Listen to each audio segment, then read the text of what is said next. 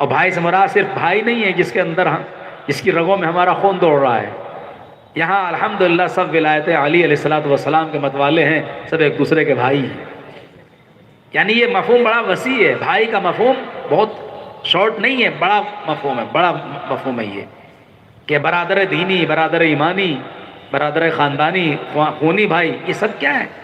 امام اس کی طرف توجہ دلا رہے ہیں. بہرحال خدا عالم ہم سب کو اہل بیت علیہ السلام کے نقش قدم پر عمل کرنے کی توفیق عطا فرمائیں.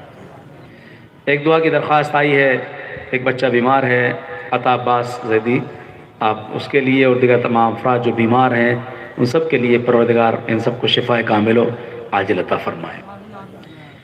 امام حسین علیہ السلام کی زندگی بہت اہم ہے. آپ کو باب الحوائج کہتے ہیں، ابھی آپ نے اشعار میں بھی سماعت کیا. باب الحوائج یہ لقب یا مولا عباس علیہ السلام کا ہے، یا پھر یہ لقب امام حسین کاظم علیہ السلام کا ہے، اور بعض افراد صاحبان ایمان یہی لقب جناب علی اصغر علیہ السلام کے حوالے سے بیان کرتے ہیں.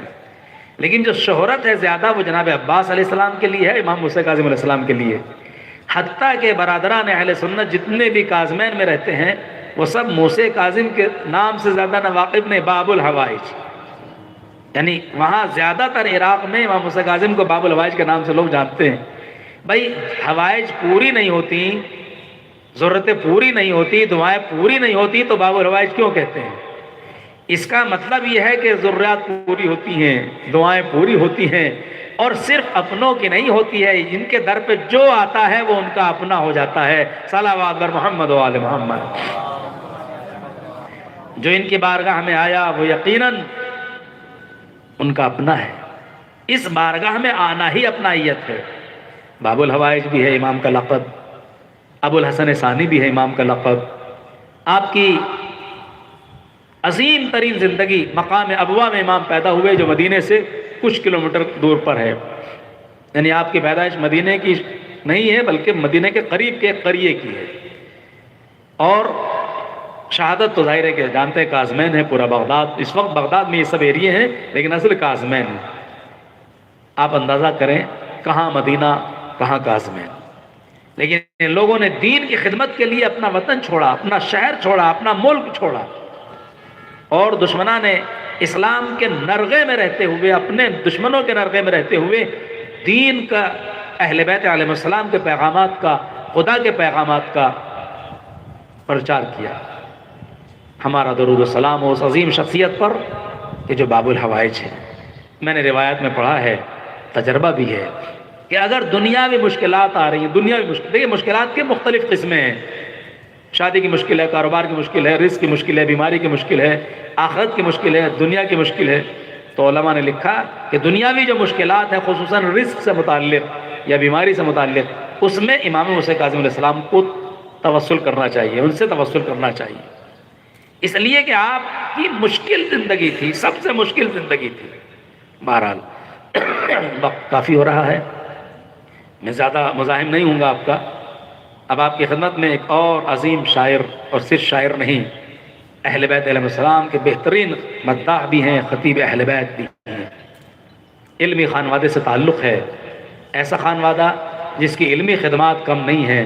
الحمدللہ آپ سب واقف ہیں، حجۃ الاسلام والمسلمین مولانا سعادت صاحب قبلہ جیسی شخصیت، اور یہ پورا خانوادہ. صلوات محمد و آل محمد پر. مولانا صاحب کے استقبال کے لیے ایک مزید صلوات بلند فرمائیں.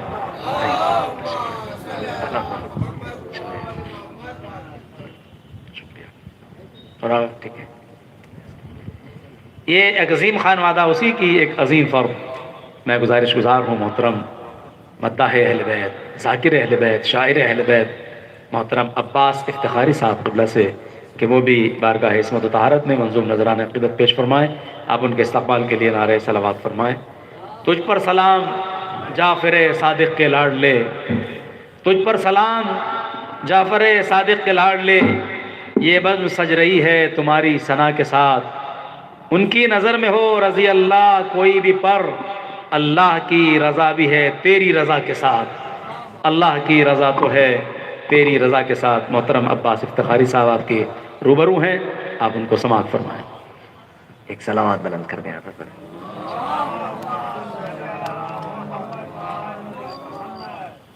حضرت خطیب اہل بیت اور شاعر اہل بیت جناب مولانا صابر علی عمرانی صاحب قبلہ بذات خود ایک بہترین خطیب اور ایک بہترین شاعر، اور انہوں نے جو کچھ بھی مجھ حقیر کے لیے عرض کیا، وہ کمال یہ نہیں ہے کہ کسی عظیم خانوادے سے انسان کا تعلق ہو اور یہ کہنے سے کچھ بن نہ پڑے گی کہ پدرم سلطان بود، میرا باپ بھی بادشاہ تھا، میں خود کیا ہوں، یہ انسان کو معلوم ہونا چاہیے۔ اور میں اپنے آپ کے لیے یہی بڑا شرف سمجھتا ہوں کہ میں آل محمد علیہ السلام کے در کا ایک بہت ہی ادنا سا خادم ہوں اور بہت کجمج بیان ہوں، کوئی حیثیت اور کوئی اوقات و بساط نہیں ہے۔ بہرحال تعمیل حکم میں برادرم مولانا عنبر عابدی صاحب قبلہ کا حکم تھا، لہذا ایک مطلع اور کچھ شعر مد حاضر میں پیش کر رہا ہوں، اور اس کے بعد کیونکہ آج شب ہے فتح خیبر کی، تو امیر المومنین کی مدح میں ایک مطلع اور 5 شعر پیش کروں۔ ایک صلوات آپ حضرات ملاحظہ کریں۔ طلبگار مدد ہوں اے خدائے موسی کاظم، طلبگار مدد ہوں اے خدائے موسی کاظم، طلبگار مدد ہوں اے خدائے موسی کاظم، طلبگار مدد ہوں اے خدائے موسی کاظم، مجھے اشعار پڑھنے ہیں برائے موسی کاظم، مجھے اشعار پڑھنے ہیں برائے موسی کاظم۔ مطلب ثانی ملاحظہ کریں۔ ہے مشکل تو بہت مد ہو ثنائے موسی کاظم، ہے مشکل تو بہت مد ہو ثنائے موسی کاظم، مگر آسان ہے گر ہو عطائے موسی کاظم، مگر آسان ہے گر ہو مگر آسان ہے گر ہو عطائے موسی کاظم۔ یہ بطور خاص شعر ملاحظہ کریں، صاحبان معرفت تشریف فرما اہل ولا۔ میرا رہبر نہیں کوئی سوائے موسی کاظم، میرا رہبر نہیں کوئی سوائے موسی کاظم، یہ نعرہ ہے میرا جانم فدائے موسی کاظم، یہ نعرہ ہے میرا جانم فدائے موسی کاظم، جو غم میں آپ کے غمگین ہو، خوشیوں میں خوش مولا، جو غم میں آپ کے غمگین ہو، خوشیوں میں خوش مولا، دعائیں آپ کی جدہ سے پائے موسی کاظم، دعائیں آپ کی جدہ سے پائے موسی کاظم،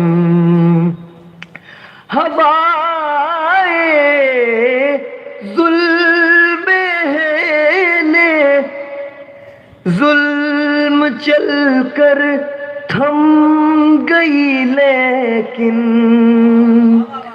ہوائے ظلم ظلم چل کر تھم گئی، لیکن جہاں میں ابھی چلتی ہے ہوائے موسی کاظم، جہاں میں ابھی چلتی ہے ہوائے موسی کاظم۔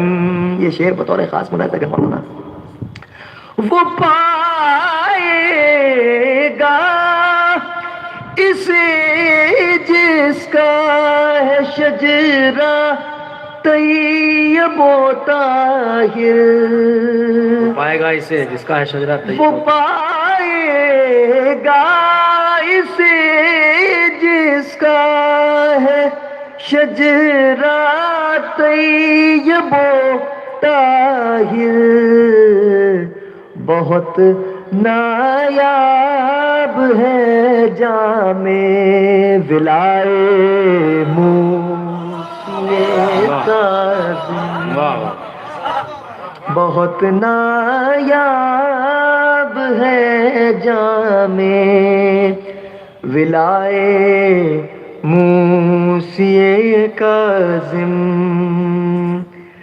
دعا میری ہے محشر میں حضور داور محشر، دعا میری ہے محشر میں حضور داور محشر، کہا جائے کہ باصل ہے گدائے موسی کاظم، کہا جائے کہ باصل ہے گدائے موسی کاظم، یہ نعرہ ہے میرا جانم فدائے موسی فدائے موسی کاظم۔ ایک سلامات بھیج دیں آپ حضرات، اللہم صل علی محمد محمد عجل، بس ایک مطلع اور 5 شعر اور پیش کر رہا ہوں امیر المومنین کی مدح میں، کیونکہ آج شب فتح خیبر ہے، لہذا حضرت کی بھی مدح ہو جائے، اور ایک صلوات آپ حضرات اور ایک عظمت محمد اللہم صل علی محمد وآل محمد عجل، ملاحظہ کریں، سربلندی کے علاقے میں وہ پائے نہ گئے، سربلندی کے علاقے میں وہ پائے نہ گئے، سربلندی کے علاقے میں وہ پائے نہ گئے، یا علی سر جو تیرے در پہ جھکائے نہ سربلندی، گئے، واہ، یا علی سر جو تیرے در پہ جھکائے نہ گئے، تیرے القاب چرائے تو بہت لوگوں نے، ملاحظہ کریں شاید کسی لائق کو شعر، تیرے القاب چرائے تو بہت لوگوں نے، وزن القاب کے پر ان سے اٹھائے نہ گئے، وزن القاب، وزن القاب کے پر ان سے اٹھائے نہ گئے، میسمو کمبرو سلمانو ابو ذر ہے گواہ، بھائی ردیف بھی ملاحظہ کیجیے گا، قافیہ بھی، میسمو کمبرو سلمانو ابو ذر ہے گواہ، میسمو کمبرو سلمانو ابو ذر ہے گواہ، تیرے دربار تک ایک بار جو آئے نہ گئے، تیرے دربار تک ایک بار جو آئے نہ گئے، 14 صدیوں سے جو روشن ہے ولایت کے چراغ، 14 صدیوں سے جو روشن ہے ولایت کے چراغ، ہاتھ تو جل گئے طوفان کے بجھائے نہ گئے، ہاتھ تو جل گئے طوفان کے بجھائے نہ گئے۔ بس آخری 2-3 شعر اور ملاحظہ کر لیں، جب سے دیکھی تیرے روضے کی چمک آنکھوں نے، جب سے دیکھی تیرے روضے کی چمک آنکھوں نے، منظر خلد بھی آنکھوں میں سمائے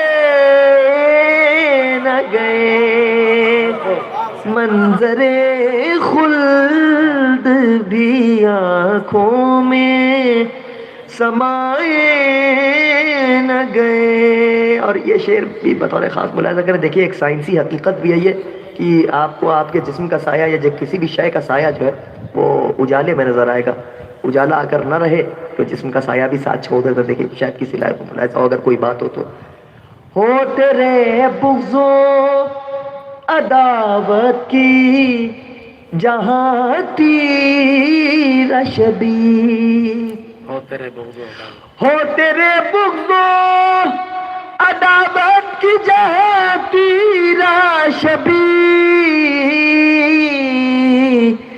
رحمت حق کے وہاں پر کبھی سائے نہ گئے، رحمت حق کے وہاں پر کبھی سائے نہ گئے۔ یہ بس آخری شعر بھی ملاحظہ کر لیں، مضمون میں بات آ گئی لہٰذا نظم کر دی، شاید کسی لائق کو یہ بھی شعر، بس آپ کی عبادت کو میں تمام کر دوں گا، اس کے بعد پھر آپ حضرت کے سامنے حضور جلال اکبر آبادی صاحب مولانا موصوف خطاب کریں گے کہ بزم مرسل سے دیکھیے تولا اظہار ہو چکا، تبرے کے بغیر ایمان مکمل ہوتا نہیں، لہذا یہ میرے اپنے مزاج کا شعر ہے، میں آپ کے مزاج کا تو نہیں کیا کہتے ہیں کہوں گا، کیونکہ ہمارا مزاج جو ہے وہی آپ کا مزاج ہے، اور ابھی جیسا کہ صابر علی عمرانی صاحب فرما رہے تھے کہ سب مومن بھائی بھائی ہیں، اور جو بھی ولایت کا دم بھرے وہ ہمارا ایمانی بھائی ہے، لہذا میں اپنے مزاج کا شعر آپ کی سماعتوں پر اعتماد کرتے ہوئے پیش کر رہا ہوں، ملاحظہ کریں۔ بزم مرسل سے جو ایک روز اٹھائے گئے تھے، ملاحظہ کریں، بزم مرسل سے جو ایک روز اٹھائے گئے تھے، پھر وہ سرکار میں حضرت کی بلائے نہ گئے، پھر وہ سرکار میں حضرت کی بٹھائے نہ گئے، سربلندی کے علاقے میں وہ پائے نہ گئے۔ بہت بہت شکریہ۔ بہترین اشعار، بہترین آغاز کے ساتھ آپ سماعت کر رہے تھے محترم مداح اہل بیت، شاعر اہل بیت عباس افتخاری باسل صاحب قبلہ سے، یقیناً خوبصورت انداز میں پیش کیا ہے مدح محمد اور آل محمد کو، امام حسین کاظم السلام کے حوالے سے بہترین اشعار، پھر بعد میں مولا کائنات کے حوالے سے بہترین، خدا عالم ان کی توفیقات میں اضافہ فرمائے اور ہم سب کی مشکلات کو دور فرمائے۔ یقیناً اہل بیت علیہ السلام کی مدح انسان کے لیے بہت عظیم شرف ہے، یہ وہ شرف ہے کہ جو ہر ایک کو نصیب نہیں ہوتا ہے، اس کے لیے میسم سے بھیک مانگنا پڑتی ہے۔ یقیناً ہم خوش نصیب ہیں جو اس فرش پر آ گئے ہیں، اور ہمیں جتنا موقع ملے اپنی زندگی کا ایک ایک لمحہ اہل بیت علیہ السلام کے لیے وقف کر دینا چاہیے۔ بہترین اشعار واقعی آپ سماعت کر رہے تھے، موضوع سے متعلق بھی، اور یہ بھی موضوع سے ظاہر ہے کہ شب خیبر، فتح خیبر ہے، تو سارے موضوعات سے متعلق کلام آپ نے سماعت کیا۔ اور میں پھر اعلان کر دوں، ہماری کچھ مجبوریاں ہیں، لہٰذا وقت سے انشاءاللہ آپ حاضر ہوئیے گا۔ کل بھی صحیح 8 بجے پروگرام کا آغاز ہر حال میں ہو جائے گا، یعنی تلاوت کا وقت جو ہے وہی ہے، اور باقی تو آپ سمجھتے ہی ہیں جو حالات ہیں، جو سب چیزیں ہیں وہ سب کے ہمارے پیش نظر ہیں، اور تمام چیزوں کا خیال رکھیں، ماسک وغیرہ کا، دوری کا، اور جو ہمارے قوانین ہیں ان کو فالو کرنا ہے ہر اعتبار سے، تاکہ کسی طرح کی کوئی بدنظمی پیدا نہ ہو۔ باقی اہل بیت کا کام ہے وہ خود اپنے اعتبار سے نپٹا لیں گے انشاءاللہ۔ صلوات بر محمد و آل محمد۔ یہ پروگرام لائیو نشر ہو رہا ہے، آپ اس سے بھی سماعت کر سکتے ہیں، دیکھ سکتے ہیں، اور جو افراد یہاں پر آئے ہیں وہ دوسروں تک یہ میسیج پہنچائیں، کل کے لیے، پرسوں کے لیے۔ ظاہر ہے کہ جس عظیم شخصیت کے لیے مجالس منعقد ہو رہی ہیں، وہ اس سلسلے امامت و ولایت کا، اس سلسلے عصمت کا کوئی معمولی شخص نہیں ہے، وہ عظیم شخص ہے کہ جس کے لیے تمام علماء نے، حتیٰ کہ ان کے بدترین دشمنوں نے یہ فرمایا کہ ہم نے ان سے بہترین عبادت گزار نہیں دیکھا۔ سندی ابن شاہی کے ملعون یا منصور کے زمانے میں اور دیگر افراد، ان سب کا آپ تاریخ اٹھا کے دیکھیں گے علماء اہل سنت کی، ان کی دیکھیں گے کہ آپ کی عبادت اور آپ کا خلوص اور آپ کی جو زندگی تھی خداوند عالم کی بارگاہ میں، اس کے معترف دشمن بھی ہوئے ہیں۔ ظاہر ہے کہ تعریف وہی ہے، الفضل ما شہدت بہ الاعداء، فضیلت وہی ہے جس کی گواہی دشمن دے۔ اپنے کی تعریف تو سبھی کر لیتے ہیں، اپنے کی اپنے نہیں کرے گا تو کون کرے گا، لیکن بات یہ ہے کہ جب دشمن یہ بات کہے۔ بہرحال امام کی 2 حدیث پیش کر کے میں عظیم شاعر آپ کی خدمت پیش کر رہا ہوں۔ مولا فرماتے ہیں ان العاقل لا یکذب وان کان فیہ هواه، جو صاحب عقل ہے وہ کبھی جھوٹ نہیں بولتا، چاہے اس کا اس میں انٹرسٹ ہی کیوں نہ ہو، یعنی اس کو لگ رہا ہو کہ یہ اچھی چیز ہے، یعنی ظاہراً، لیکن جھوٹ کبھی نہیں بولتا ہے۔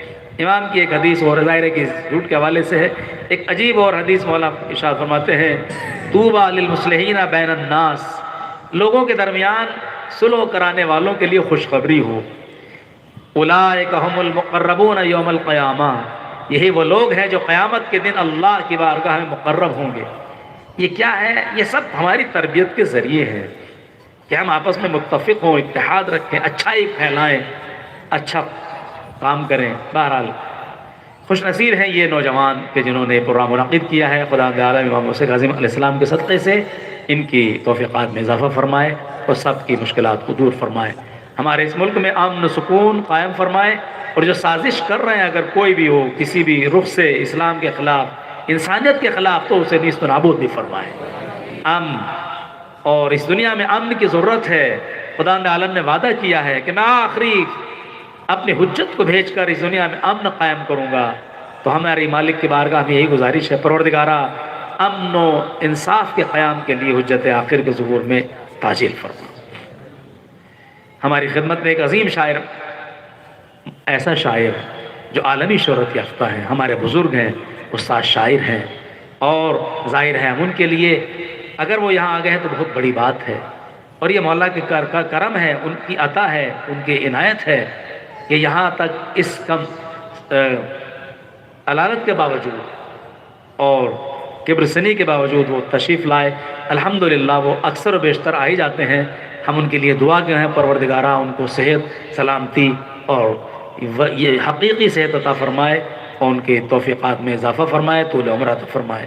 مناسبت کے ساتھ آخری مصرع خاص طور سے اور ان کی خدمت میں عرض کر رہا ہوں، میری مراد ہے محترم شاعر اہل بیت جرار اکبر آبادی صاحب، جو دل میں غم سبط پیمبر نہیں رکھتے، جو دل میں غم سبط پیمبر نہیں رکھتے، فردوس بری میں وہ کوئی گھر نہیں رکھتے، فردوس بری میں وہ کوئی گھر نہیں رکھتے۔ اور یہ شعر بطور خاص دیکھیں آپ بھی کہ جو واقف اسرار مزاج علوی ہیں، جو واقف اسرار مزاج علوی ہیں، شیشے کے برابر میں وہ پتھر نہیں رکھتے، جو واقف اسرار مزاج علوی ہیں، شیشے کے برابر میں وہ پتھر نہیں رکھتے۔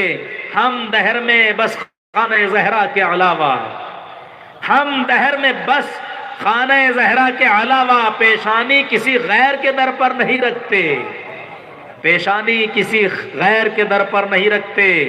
باقی ہے ابھی دہر میں ایک وارث حیدر، باقی ہے ابھی دہر میں ایک وارث حیدر، یہ بات الگ تم کوئی خیبر نہیں رکھتے، یہ بات الگ تم کوئی خیبر نہیں رکھتے۔ انتہائی ادب کے ساتھ عاجزانہ التماس کر رہا ہوں محترم جرار اکبر آبادی صاحب سے کہ وہ بھی بارگاہ عصمت و طہارت میں منظوم نذرانے عقیدت پیش فرمائیں۔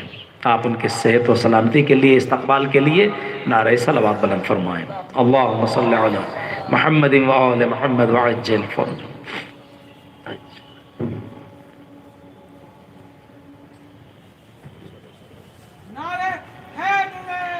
یا علی اللہم صلی علی محمد و آل محمد وعجل۔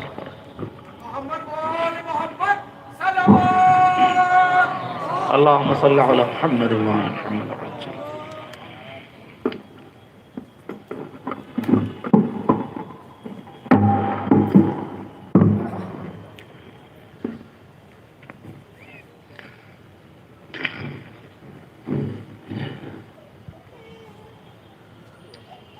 آج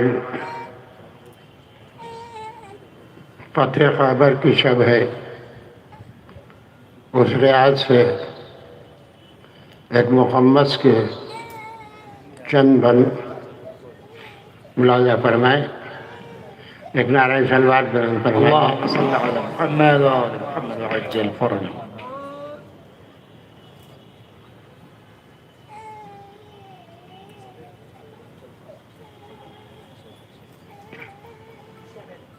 ہو رہی تھی روز خیبر میں مسلمانوں کی ہار، ہو رہی تھی روز خیبر میں. ہو رہی تھی روز خیبر میں مسلمانوں کی ہار، مل رہا تھا خاک میں پہ ہم مسلمان کا وقار، جب علی میدان میں آئے بشان افتخار، جنگ حیدر دیکھ کے کہنے لگا پروردگار،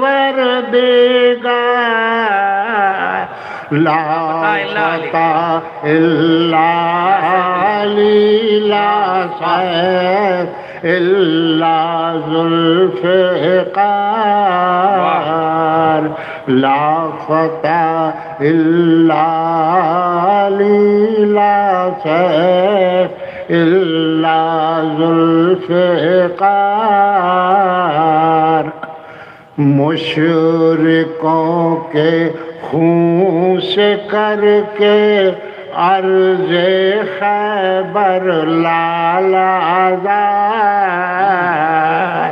لاج پھر اسلام کی رکھ لی علی نے ایک بار، تھا انہی کی جنگ پہ اسلام کا دار و مدار، کہہ رہا ہے آج پیغمبر کے چہرے کا نکھار، لا فتح الا علی، لا سیف الا ذوالفقار، جب علی دینے لگے مرحب کے حملے کا جواب، زندگی مرحب کی نظروں میں ہوئی مثل حباب، زندگی مرحب کی نظروں میں ہوئی مثل حباب۔ ایک نعرہ صلوات بلند فرمائیں۔ اللهم صل على محمد وآل محمد وعجل۔ چیخ کر بولی اجل مرحب سے مرحب ہوشیار، لا فتح الا علی، لا سیف الا ذوالفقار، برق سی لہرائی خیرہ ہو گئی ہر ایک نظر، دست مرحب سے ہوئی کافور ہر مشق سے پر، حق کے آگے اس طرح کٹ کر گرا باطل کا سر، خون کی چھینٹوں نے اچھل کر یہ کہا دیوانہ وار، لا فتح الا علی، لا سیف الا ذوالفقار، آج ان کی جنگ سے آدم کی عزت رہ گئی،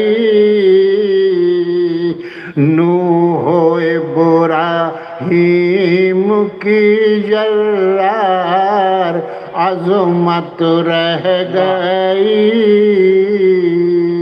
امور بھر کی احمد مرسل کی محنت رہ گئی،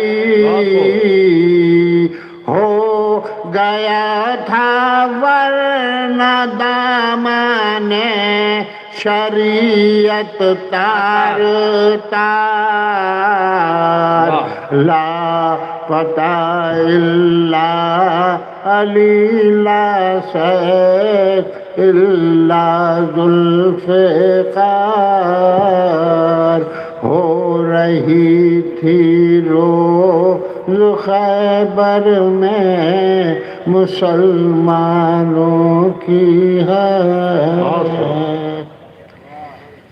لا فتح الا علی لا سیف الا ذوالفقار۔ یہ عظیم مصرع ہے جو دیکھنے میں مصرع ہے لیکن مکمل قصیدہ ہے، اور ظاہر ہے کہ یہ بھی زبان جبرائیل پر خالق کائنات کا بھیجا ہوا قصیدہ ہے۔ بظاہر مصرع ہے لیکن یہ قصیدہ ہے۔ ان دو لفظوں میں پوری تاریخ ہے اسلام کی۔ اگر علی نہ ہوتے تو اسلام کہاں ہوتا؟ یہ ذوالفقار علی، یہ طاقت علی، یہ عبادت علی، یہ علم علی، جو کچھ بھی اسلام میں ہے وہ سب اس کا سب محور ذات علی ہے۔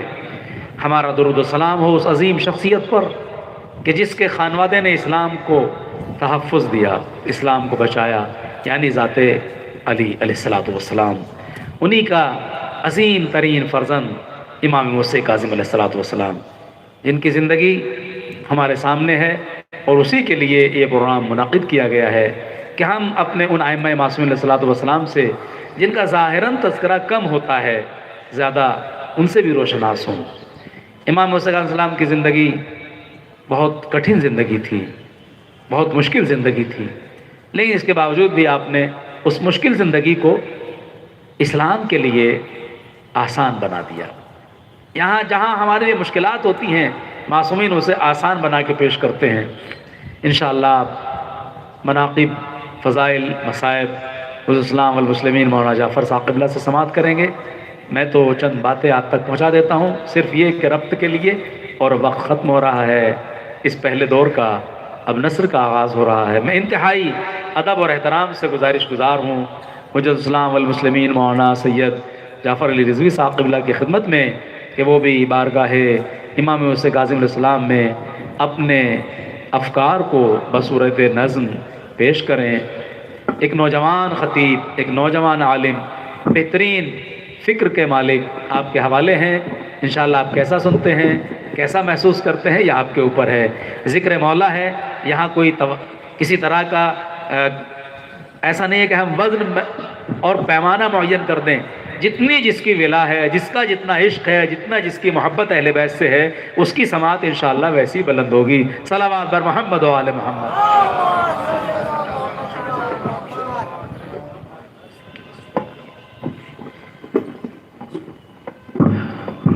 کل انشاءاللہ چونکہ شب شہادت ہے مولا کی، لہٰذا سیاہ لباس میں آئیں، اور پرسوں انشاءاللہ شبیہ تابوت امام موسیٰ کاظم السلام کی زیارت کرائی جائے گی۔ یہ ساری چیزیں ذہن میں رکھتے ہوئے آپ شرکت فرمائیں۔ کل قید خانہ، وہ قید خانہ جس میں امام کی زندگی ایک طویل زندگی گزری ہے، کل آپ اس کی بھی زیارت کریں گے، لہٰذا مومنین سے یہ ساری چیزیں ذہن میں رکھنے کی التجا ہے۔ فاتحہ۔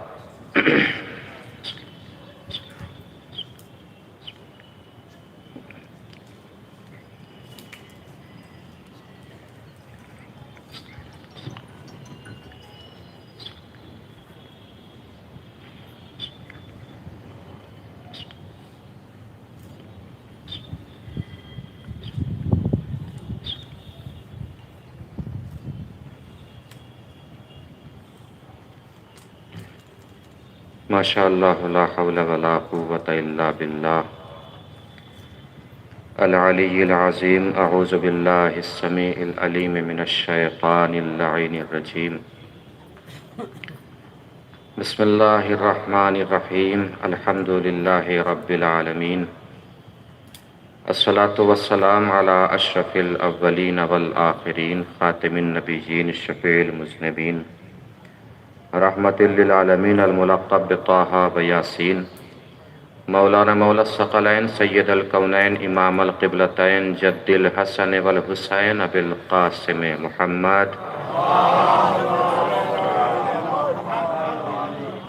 وعلى آلہ الطیبین الطاہرین المعصومین المظلومین المنتخبین المنتجبین الغر المیامین ولعنۃ اللہ الدائمۃ الباقیۃ علی اعدائہم وقتلتہم وغاصب حقوقہم ومنکر فضائلہم ومصائبہم من الآن إلى قیام یوم الدین اما بعد فقد قال اللہ الحکیم فی القرآن الکریم بسم اللہ الرحمن الرحیم وَإِذِ ابْتَلَىٰ إِبْرَاهِيمَ رَبُّهُ بِكَلِمَاتٍ فَأَتَمَّهُنَّ قَالَ إِنِّي جَاعِلُكَ لِلنَّاسِ إِمَامًا قَالَ وَمِنْ ذُرِّيَّتِي قَالَ لَا يَنَالُ عَهْدِ الظَّالِمِينَ صلوات پڑھیں بر محمد وآل محمد۔ مل جل کے ایک اور بار باواز بلند نعرہ صلوات۔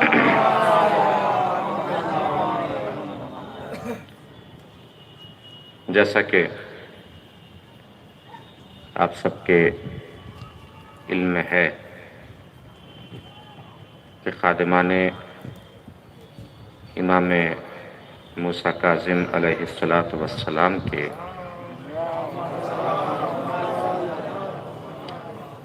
زیر اہتمام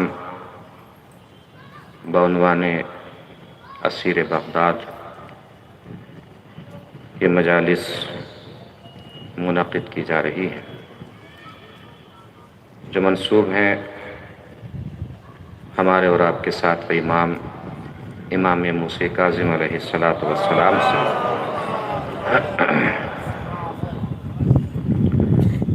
جن کی ولادت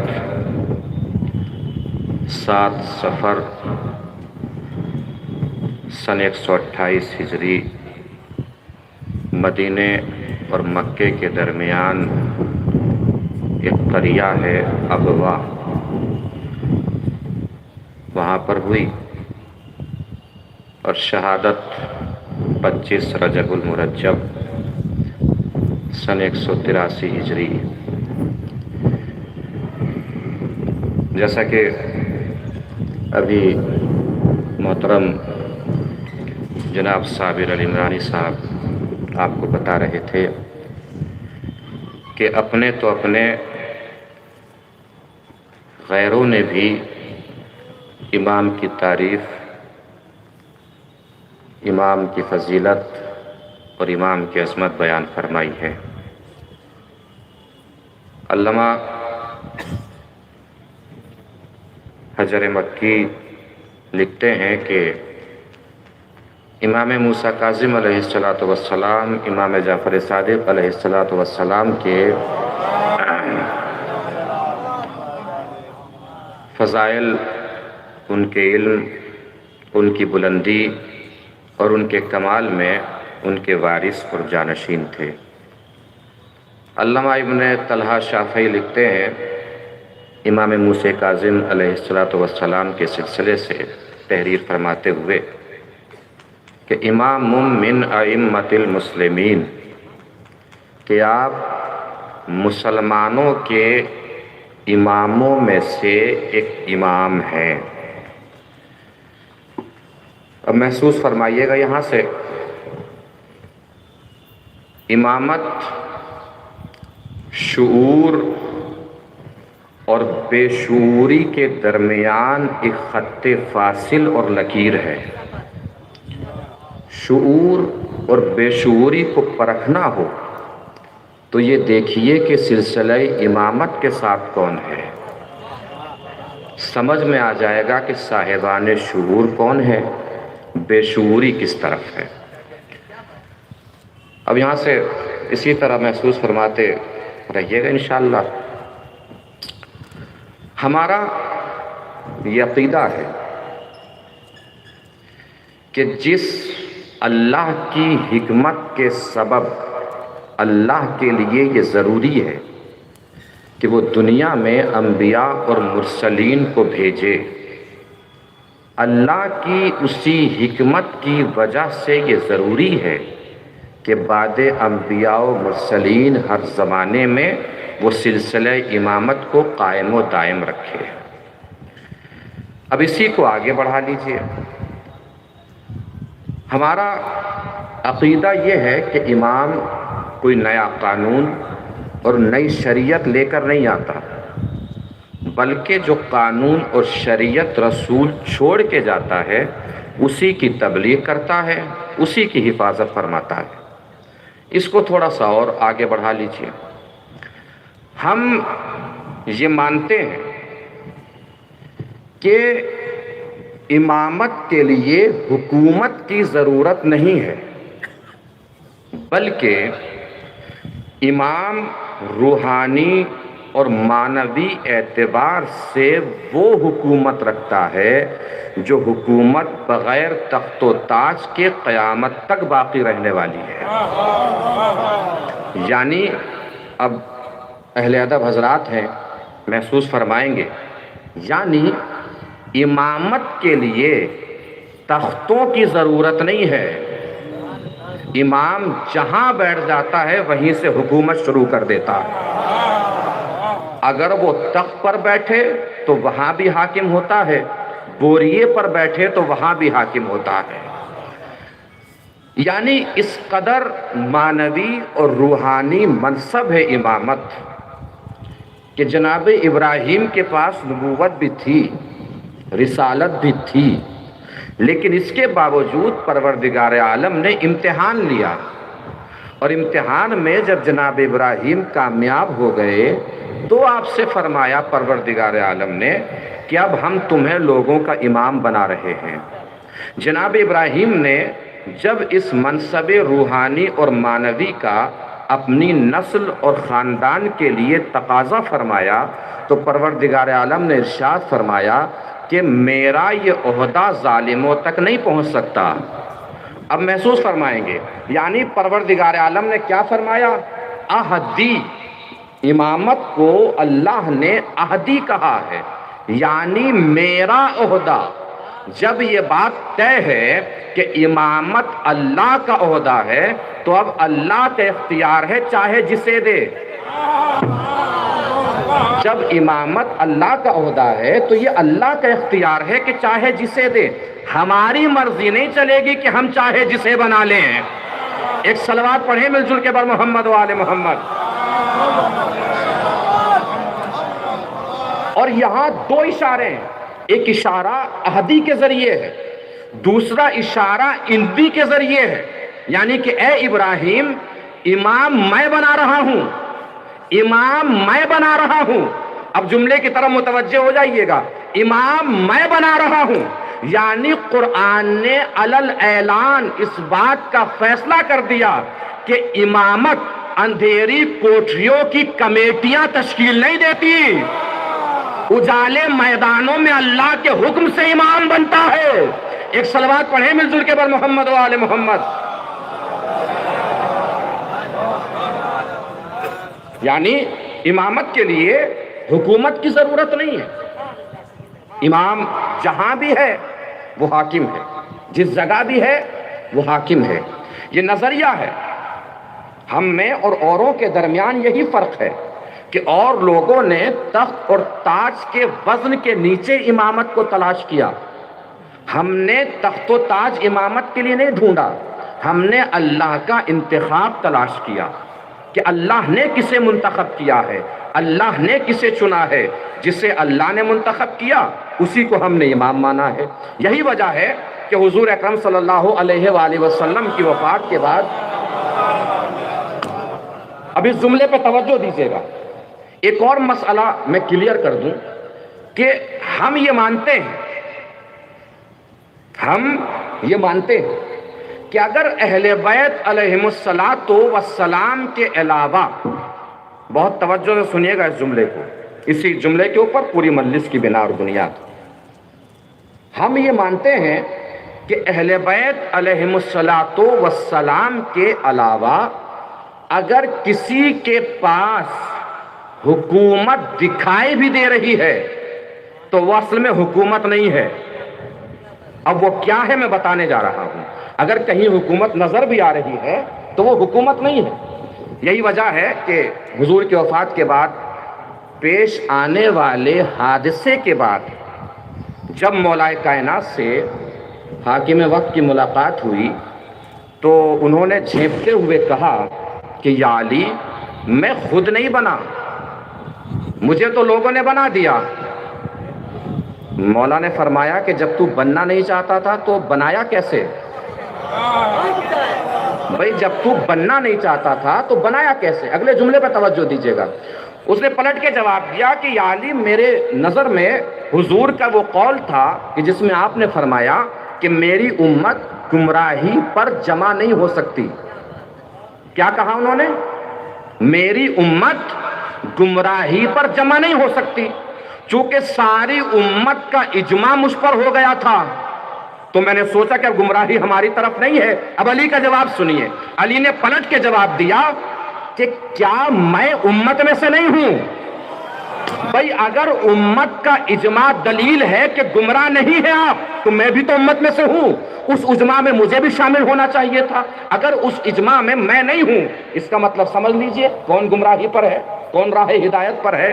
آگے مولا نے ارشاد فرمایا اچھا ایمانداری سے بتاؤ قسم کھا کر کہ رسول کی دعوت پر سب سے پہلے لبیک کہنے والے تم تھے یا میں تھا؟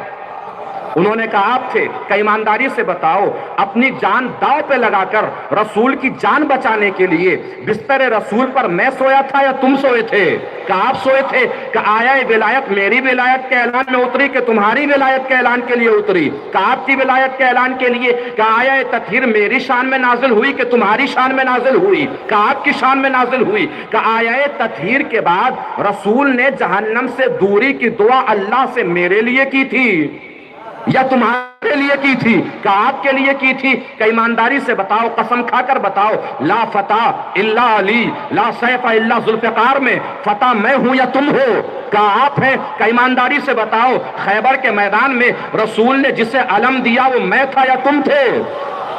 کہ آپ تھے. کہ قسم کھا کر بتاؤ کہ جنت میں اللہ نے جسے پر عطا کیے ہیں وہ میرا بھائی ہے کہ تمہارا بھائی ہے؟ کہ آپ کا بھائی ہے. کہ فاطمہ کے لیے اللہ نے جسے منتخب کیا وہ میں ہوں یا تم ہو؟ کہ آپ ہیں. جنت کے جوانوں کا سرداروں کا باپ میں ہوں یا تم ہو؟ کہ آپ ہیں. رسول کے آخری وقت میں رسول کے سرحانے میں موجود تھا کہ تم موجود تھے؟ کہ آپ موجود تھے. رسول کے قرض کی ادائیگی میں نے اپنے ذمے لی تھی یا تم نے اپنے ذمے لی تھی؟ کہ آپ نے اپنے ذمے لی تھی. کہ رسول نے اپنی زندگی میں جسے امیر کی حیثیت سے سلام کرایا ہے وہ میں ہوں یا تم ہو؟ کہ آپ ہیں. کہ رسول نے جسے اپنے کاندھے پہ سوار کرا کے کعبے سے بتوں کو صاف کرایا ہے وہ میں ہوں یا تم ہو؟ کہ آپ ہیں. کہ سب کے دروازے مسجد سے بند کر دیے گئے تنہا جس کا دروازہ کھلا رکھا وہ میں ہوں یا تم ہو؟ کہ آپ ہیں. کہ یا علی مہلت دیجئے مجھے کہ جو باتیں آپ نے فرمائی ہیں میں ان پر غور کر سکوں. اب میں بتانے جا رہا ہوں لکھنؤ کا مجمع ہے کہ اگر حکومت کہیں اور نظر بھی آئے تو وہ حکومت نہیں ہے. اصل میں ہے کیا یہ علی نے 1400 سال پہلے بتا دیا. انہوں نے کیا کہا مجھے مہلت دیجئے. علی نے فرمایا جا میری طرف سے تجھے مہلت ہے، جا میری طرف سے تجھے مہلت ہے، جا میری طرف سے تجھے مہلت ہے. یعنی علی نے 1400 سال پہلے بتا دیا کہ جو انہیں ملی تھی مہلت تھی اس لیے ختم ہو گئی، جو ہمیں ملی امامت تھی آج تک باقی ہے.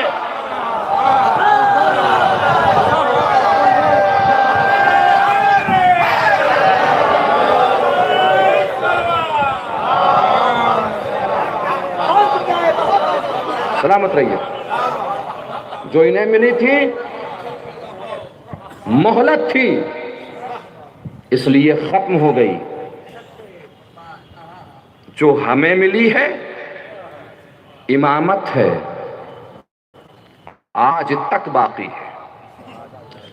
اب یہ امامت حضور نے جس کے سلسلے سے ارشاد فرمایا من مات ولم یعرف امام الزمان ہی مات میتتن جاہلیہ، کہ جو مر جائے اور اپنے زمانے کے امام کو نہ پہچانے وہ جاہلیت کی موت مرا ہے. امام رسول نے یہ نہیں فرمایا کہ جو مر جائے اور اپنے زمانے کا امام نہ بنائے وہ جاہلیت کی موت مرا ہے. اس کا مطلب رسول نے ہمیں ہماری اوقات بھی بتائی، ذمہ داری بھی، کہ تمہارا کام بنے بنائے امام کو پہچاننا ہے، امام بنانا نہیں ہے۔ جو امام بنا ہے اس کو پہچانی ہے، اب پہچاننا ہے ہمیں امام تلاش کرنا ہے، امام ڈھونڈنا ہے، امام کو پہچاننا ہے۔ لغت میں اگر ہم امام کے معنی دیکھیں گے تو امام کے کئی معنی ہمیں لغت میں نظر آئیں گے، دکھائی دیں گے۔ امام کے پہلے معنی لغت میں جس کی اطاعت کی جائے وہ امام ہے۔ کیا معنی ہے لغت میں امام کے؟ جس کی اطاعت کی جائے۔ قرآن نے فرمایا بسم اللہ الرحمن الرحیم وَلَا تُطِعِ الْكَافِرِينَ وَالْمُنَافِقِينَ، کہ دیکھو نہ کافروں کی اطاعت کرنا نہ منافقوں کی اطاعت کرنا۔ یعنی قرآن نے فرما دیا کہ نہ کافر کو امام ماننا ہے نہ منافق کو امام ماننا ہے۔ جو اللہ کا انکار کرے، رسول کی رسالت کا انکار کرے، وہ ہوا کافر۔ منافق کس بلا کا نام ہے؟ یہ بھی تو تلاش کرنا ہے کہ منافق کون ہے۔ کیوں؟ ہمیں یہ پتہ لگانا ہے نا کہ کس کو امام ماننا ہے، کس کو امام نہیں ماننا۔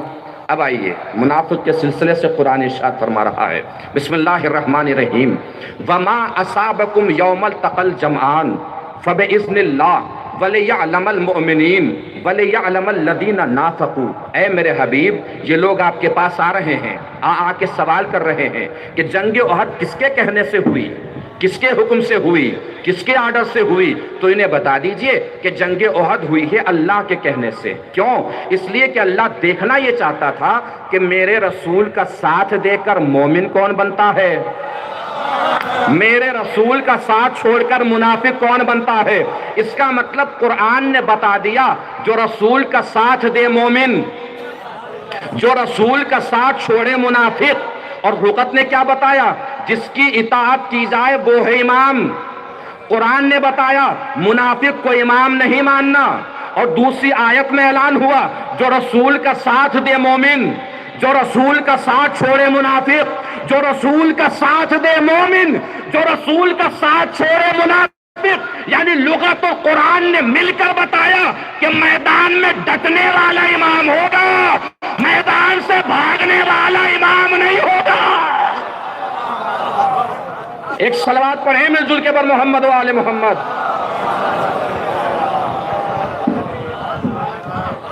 اب یہاں تک آ گئے ہیں تو تھوڑی سی بلندی کا سفر اور طے کر لیجئے گا جو اگلا جملہ عرض کرنے جا رہا ہوں۔ بھئی یہ جب قرآن نے بتا دیا کہ جو رسول کا ساتھ چھوڑے منافق، جو رسول کا ساتھ دے مومن، اس کا مطلب کیا ہوا؟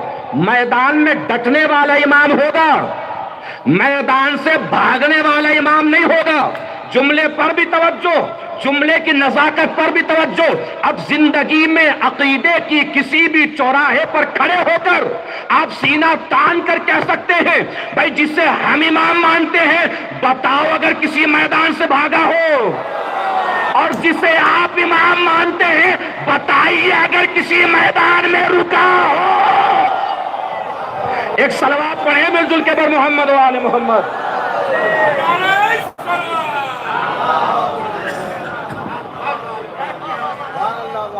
ماشاءاللہ سلامت رہیے۔ تو امام کے پہلے معنی جس کی اطاعت کی جائے۔ اب جس کی تاریخ پہ نظر ہے وہ اتنی جلدی سے مجھے بتا دے گا۔ امام کے دوسرے معنی معمار، بلڈنگ بنانے والا، عمارت بنانے والا، جس سے مستری کہتے ہیں۔ معمار کے ہاتھوں کی وہ رسی جو دیوار کو ٹیڑھا نہیں ہونے دیتی، اسے امام کہتے ہیں۔ نہیں محسوس فرمایا؟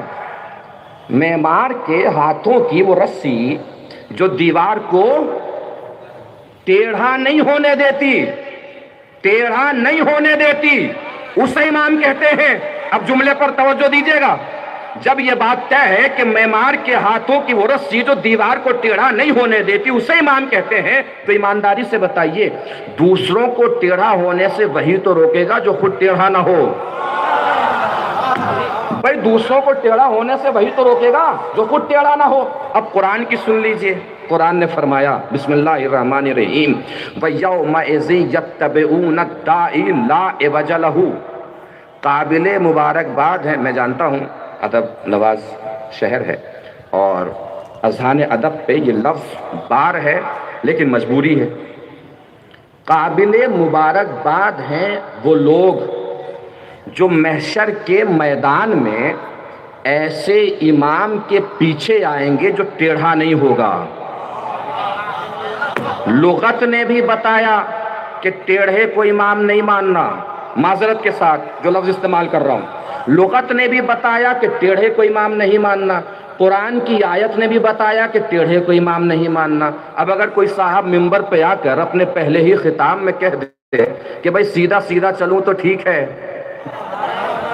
ٹیڑھا چلوں تو مجھے سیدھا کر دینا، عقیلونی پڑھیے نا تاریخ کیا لکھا ہے تاریخ نے. بھائی پہلے ہی خطاب میں فرمایا عقیلونی ٹیڑھا چلوں تو مجھے سیدھا کر دینا، عقیلونی ٹیڑھا چلوں تو مجھے سیدھا کر دینا. لغت نے بھی بتایا ٹیڑھے کو امام نہیں ماننا، قرآن کی آیت نے بھی بتایا ٹیڑھے کو امام نہیں ماننا. اس کا مطلب یہ بات طے ہو گئی کہ امام وہ نہیں ہوگا جو عقیلونی کہے، امام وہ ہوگا جو سلونی کہے.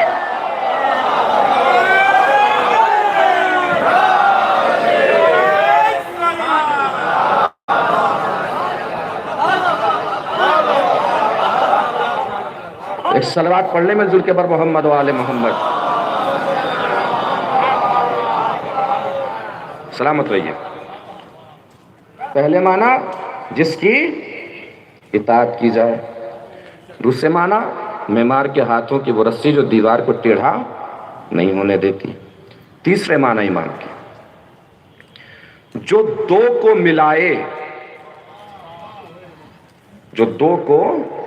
ملائے. قرآن فرما رہا ہے انہما لب امام مبین. قوم شعیب اور قوم لوط دو الگ الگ گاؤں میں یہ قومیں رہتی تھیں. زمانہ تو دونوں انبیاء کا الگ ہے، جناب لوط کا الگ زمانہ ہے، جناب شعیب کا الگ زمانہ ہے، لیکن قومیں بہرحال دونوں کی الگ الگ گاؤں میں رہتی تھی. ان دونوں گاؤں کو جو راستہ ملاتا ہے اس کو قرآن نے امام کہا ہے. توجہ، حضور نے قرآن کی ہر آیت پر عمل کر کے بتایا کہ اس آیت کا مطلب کیا ہے، اس آیت کا مقصد کیا ہے. کیا اس آیت پر عمل نہیں کیا ہوگا کہ جو دو کو ملاتا ہے اسے امام کہتے ہیں؟ متوجہ ہے میری طرف؟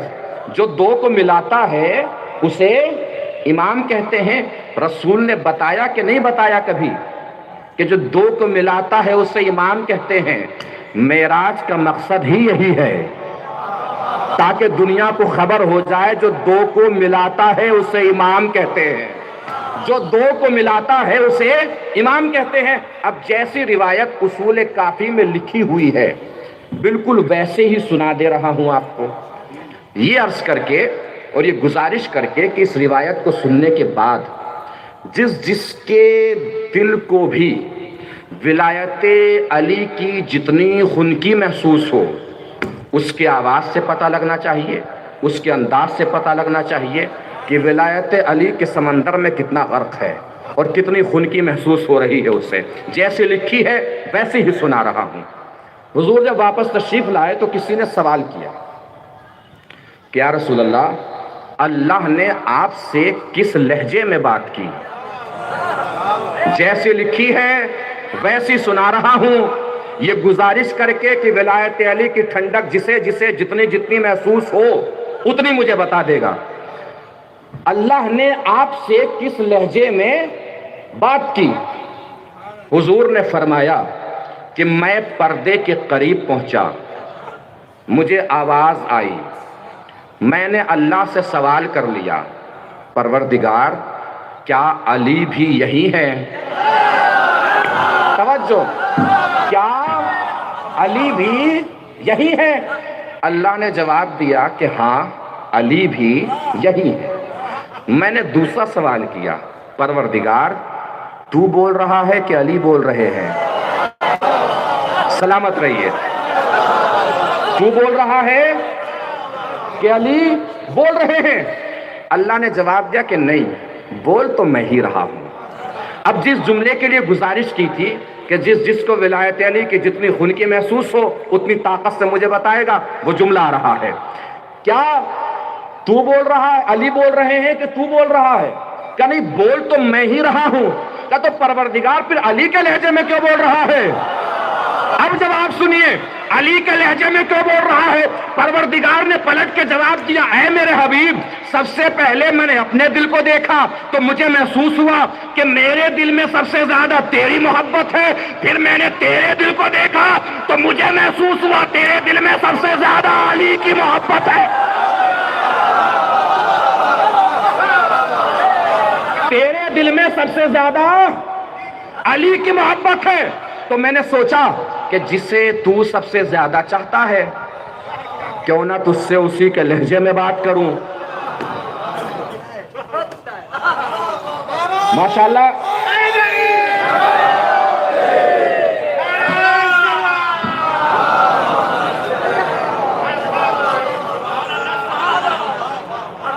خطابت سننا الگ چیز ہے، شاعری سننا الگ چیز ہے، لیکن آپ اہل زبان ہیں تو آپ زبان بھی سنتے ہیں۔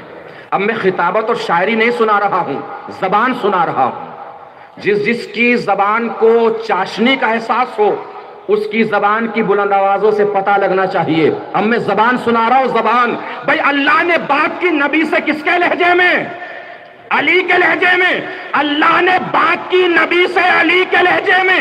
اللہ نے بات کی نبی سے علی کے لہجے میں، یہ بتانے کے لیے کہ یاد رکھو جب میری اور میرے نبی کی بات بغیر علی کے نہیں بنتی تو تمہاری بات بغیر علی کے کیسے بن جائے گی؟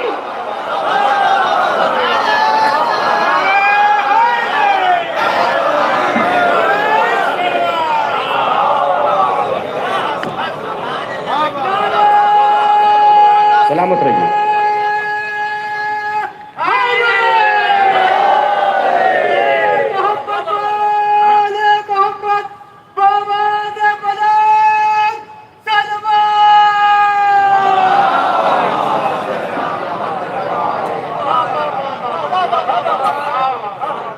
سلامت رہیے۔ ایک صلوات پڑھنے میں حضور کے بر محمد و آل محمد۔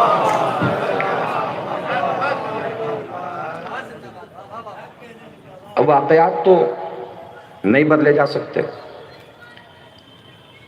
ہزاروں مرتبہ کے واقعات بھی سنے سنائے ہوئے ایسے ہی سننے چاہیے جیسے پہلی مرتبہ سن رہے ہیں، کیونکہ واقعہ تو نہیں تبدیل کیا جا سکتا۔ اب جو واقعہ سنا رہا ہوں وہی بدلا تو نہیں جا سکتا، سنیے گا ایسے ہی جیسے پہلی مرتبہ سن رہے ہیں۔ مجھے یقین کامل ہے کہ آپ نے سنا ہزاروں مرتبہ اس واقعے کو۔ بھائی جس کے محسوس فرمائیے گا جملہ، جس کے عرفان کی جتنی اوقات ہوتی ہے سوال بھی اس کا اتنا ہی ہوتا ہے اور ویسا ہی ہوتا ہے۔ انہوں نے کیا سوال کیا؟ کس زبان میں بات کی؟ سلمان نے سوال کر لیا کہ کیا بات کی؟ جس کی معرفت کی جتنی اوقات سوال اس کا اتنا ہی بڑا ہوگا۔ باتیں تو بہت ساری کی مگر ایک بھی ایسی نہیں ہے جو میں تمہیں بتا سکوں۔ سلمان نے فرمایا حضور غلطی کیا ہوئی؟ کہ نہیں، مسئلہ یہ ہے کہ تم مجھ سے سنو گے جا کے کسی اور کو بتا دو گے۔ سلمان نے وعدہ کیا کسی کو بتاؤں گا نہیں۔ حضور نے کہا کسی کو نہیں بتاؤ گے؟ کہا کسی کو نہیں۔ کسی کو نہیں بتاؤ گے؟ کہا کسی کو نہیں۔ کہا تو سنو، اللہ نے مجھ سے ارشاد فرمایا لو استمع الناس علی حب علی ما خلق اللہ النار، اگر لوگ علی کی محبت پہ جمع ہو جاتے تو اللہ کبھی دوزخ کو پیدا نہ کرتا۔ سلمان نے بات سن لی، چلے گئے۔ رات کا سناٹا، بستر کی سلوٹیں بھی بڑھ رہی ہیں، سلمان کی کروٹیں بھی بڑھ رہی ہیں، چین اور سکون کا دور دور تک عطا پتہ نہیں۔ وعدہ کر کے آئے ہیں کسی کو بتائیں گے نہیں، بات ایسی ہے کہ ہضم ہو نہیں رہی ہے۔ باہر نکلے ایک اندھے کنویں کو دیکھا، اندھے کنویں کے پشتے پہ جا کے بیٹھے، ہاتھ مارا، کنویں پتہ ہے رسول نے مجھ سے کیا فرمایا؟ تجھے کیا پتا ہوگا؟ لا میں ہی بتا دیتا ہوں۔ سلمان نے منہ کنویں میں ڈالا، فرمایا لوگ اگر علی کی محبت پہ جمع ہو جاتے تو اللہ کبھی دوزخ کو پیدا نہ کرتا۔ ادھر سلمان پلٹے، ادھر کنویں کا مقدر پلٹ گیا۔ اندر سے درخت نکلا، درخت میں سے شاخیں نکلی، شاخوں میں سے پتے نکلے، ہر پتے پہ یہی لکھا تھا اگر لوگ علی کی محبت پہ جمع ہو جاتے تو اللہ کبھی دوزخ کو پیدا ہی نہ کرتا۔ رات کے سناٹے میں ہوا چلی، پتے ٹوٹے، ہوا اپنے دوش پہ اٹھائے پتوں کو اس گھر سے اس گھر، اس گھر سے اس گھر، اس گھر سے اس گھر۔ اذان صبح ہوئی، لوگ اٹھے نماز صبح پڑھنے کے لیے، سامنا علی کے فضائل سے ہو گیا۔ اللہ جانے کس کی چھوٹی، کس نے جلن میں چھوڑ دی۔ دوڑے دوڑے پہنچے نبی کے پاس، یا نبی اللہ یہ کیا ہے؟ نبی نے پڑھا اگر لوگ علی کی محبت پہ جمع ہو جاتے تو اللہ کبھی دوزخ کو پیدا ہی نہ کرتا۔ سلمان جی حضور، کیا تم نے وعدہ کیا تھا کسی کو بتاؤ گے نہیں؟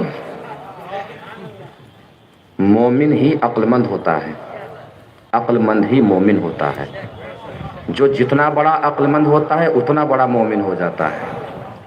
کسی کو بتاؤ گے نہیں، وعدہ کیا تھا کہ سرکار کسی کو نہیں بتایا، کہ کسی کو نہیں بتایا، کہ کسی کو بھی نہیں بتایا، کہ کسی کو نہیں بتایا، کہ کسی کو نہیں بتایا، کہ کہیں بھی نہیں بتایا، کہ حضور معاف کیجئے گا، کسی کو نہ بتانے کا وعدہ تھا، کہیں نہ بتانے کا وعدہ نہیں تھا،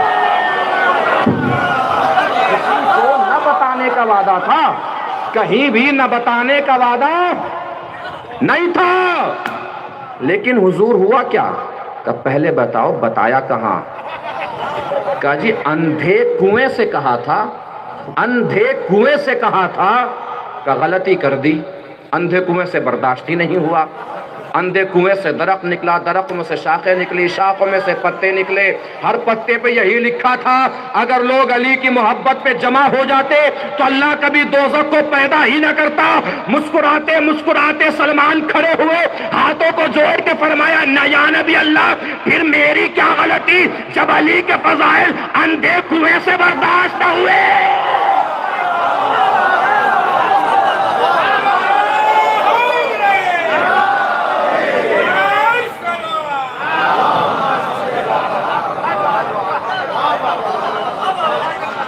سلامت رہیے، ایک صلوات پڑھ دیں مل جل کے بر محمد و آل محمد۔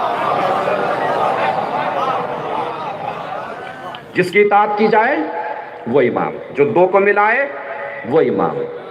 معمار کے ہاتھوں کے رسی سول، اسے امام بولتے ہیں۔ چوتھے معنی امام کے، جو آگے ہو اسے امام بولتے ہیں۔ امام جماعت کو امام جماعت کیوں کہا جاتا ہے؟ چونکہ وہ جماعت کے آگے ہوتا ہے۔ تو جو جماعت کے آگے وہ جماعت کا امام، جو شہر صوبے کے آگے وہ شہر صوبے کا امام، جو کائنات کے آگے وہ کائنات کا امام۔ قرآن نے فرمایا وَيَقْدِمُ قَوْمَهُ يَوْمَ الْقِيَامَةِ فَأَوْرَدَهُمُ النَّارِ۔ محسوس فرمائیے گا، بڑے نازک مرحلے پہ آپ کو آسانی سے لے کے آ گیا ہوں۔ کیا فرمایا قرآن نے؟ فرعون قیامت کے میدان میں اپنی قوم کے آگے ہوگا۔ جو آگے ہوتا ہے اسے کیا کہتے ہیں لغت میں؟ امام۔ فرعون کہاں ہوگا؟ اپنی قوم کے آگے ہوگا۔ اس کا مطلب فرعون قیامت کے میدان میں اپنی قوم کا امام ہوگا۔ محسوس فرما رہے ہیں؟ بہت نازک مرحلہ ہے۔ اپنی قوم کا کون ہوگا فرعون؟ گھبرائیے نہیں، اپنی قوم کا کون ہوگا؟ امام ہوگا۔ لیکن قرآن نے آگے حاشیہ لگایا فَأَوْرَدَهُمُ النَّارِ، ساری قوم کو جہنم لے جائے گا۔ محسوس ہی نہیں فرمایا آپ نے؟ ساری قوم کو جہنم لے جائے گا۔ اس کا مطلب یہ ہوا کہ بھیا ہر امام جنت نہیں لے جاتا، بہت سے امام جہنم بھی لے جاتے ہیں۔ بھائی ہر امام جنت نہیں لے جاتا، بہت سے امام جہنم بھی لے جاتے ہیں۔ اب آپ کی مرضی جملہ بڑے ہلکے سے پڑھوں گا مگر سننا بڑی بلند آواز کے ساتھ ہے اگر پہنچ جائے جملہ.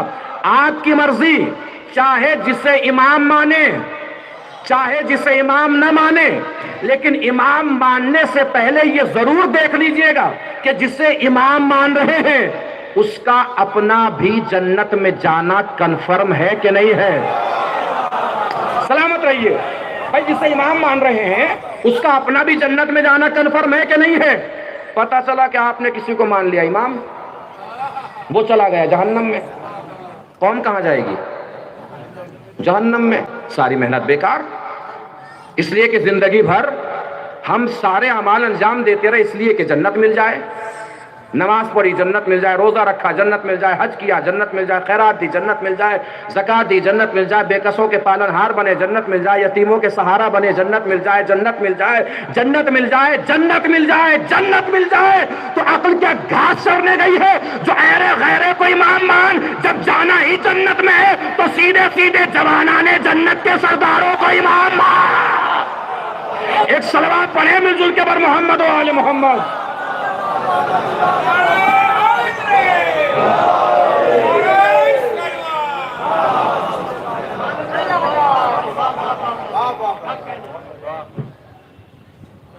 امام جماعت کو امام جماعت کیوں کہتے ہیں؟ کیونکہ وہ جماعت کے آگے ہوتا ہے. ہمیں کرنا ہے رکوع تو ہم پہلے کر لیں گے یا انتظار کریں گے کہ امام کرے تو ہم کریں؟ انتظار کریں گے، پہلے امام کرے گا بعد میں ہم کریں گے. ہمیں کرنا ہے سجدہ تو پہلے ہم کریں گے کہ انتظار کریں گے؟ انتظار کریں گے، پہلے امام کرے گا تو ہم کریں گے. اب سکے کا دوسرا پہلو ملاحظہ کیجیے. اس کا مطلب یہ ہے کہ جو اشاروں پر چلتے ہیں وہ پیچھے ہوتے ہیں، جن کے اشارے پر چلا جاتا ہے وہ آگے ہوتے ہیں. محسوس فرمایا؟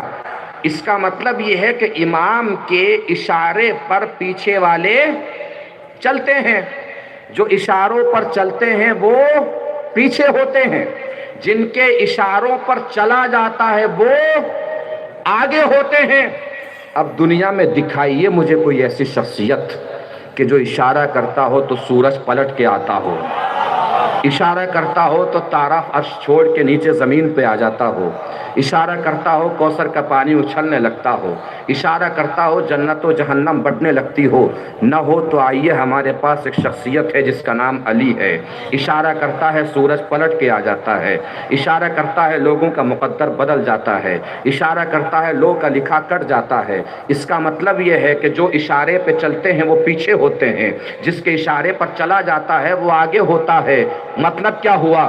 سورج پیچھے ہے، علی آگے ہے، چاند پیچھے ہے، علی آگے ہے، تارے پیچھے ہیں، علی آگے ہے، ذرے پیچھے ہیں، علی آگے ہے، فرش پیچھے ہے، علی آگے ہے، عرش پیچھے ہے، علی آگے ہے، لوح پیچھے ہے، علی آگے ہے، قلم پیچھے ہے، علی آگے ہے، کرسی پیچھے ہے، علی آگے ہے، ملک پیچھے ہے، علی آگے ہے، فلک پیچھے ہے، علی آگے ہے. علی آگے کیوں ہے؟ یہ سب پیچھے کیوں ہے؟ کوئی اگر آپ سے پوچھے تو بتا دیجئے گا کہ یہ سب پیچھے اس لیے ہے، علی آگے اس لیے ہے کہ یہ سب کائنات ہیں، علی مولا کائنات. ایک صلوات پڑھنے مل جل کے بر محمد و آل محمد.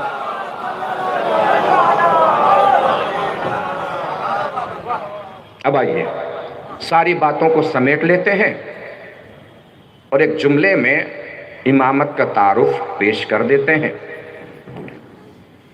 ہمارے عقیدے میں علم کلام کی کتابوں میں یہ بیان ہے، امام کے لیے ضروری ہے یجب ان یکون افضل الرعیت مطلقاً. امام کے لیے ضروری ہے کہ زمانے کے تمام لوگوں سے ہر اعتبار سے افضل ہو، علم کے اعتبار سے، شجاعت کے اعتبار سے، سخاوت کے اعتبار سے، ہر اعتبار سے افضل ہو.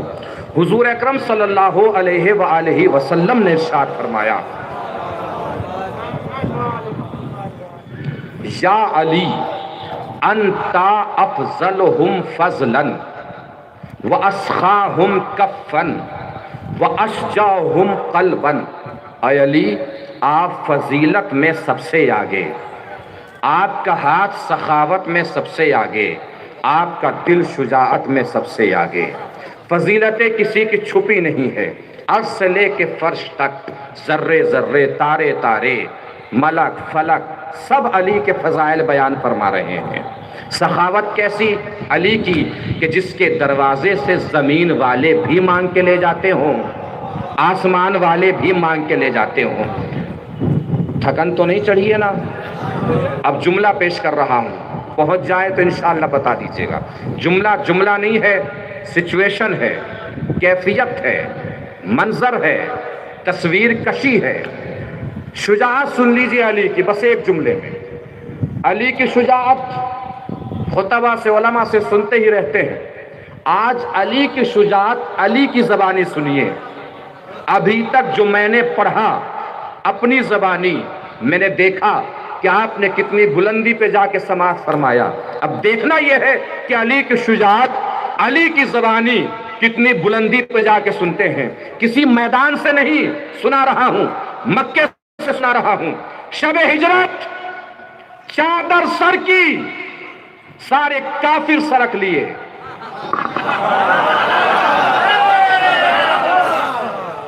چونکہ انتظار کسی اور کا تھا، ظہور کسی اور کا ہو گیا۔ اگلے دن مولا کائنات اپنے خاندان کی پاکیزہ خواتین کو لے کر مکے سے چلے مدینے کی طرف۔ سرحد پر پہنچے، دیکھا کافر راستہ روکے کھڑے ہیں، عتبہ، شیبہ، ولید، ابو لہب، ابو جہل۔ بغل سے تلوار نکالی۔ دو جملے، علی کی شجاعت، علی کی زبانی۔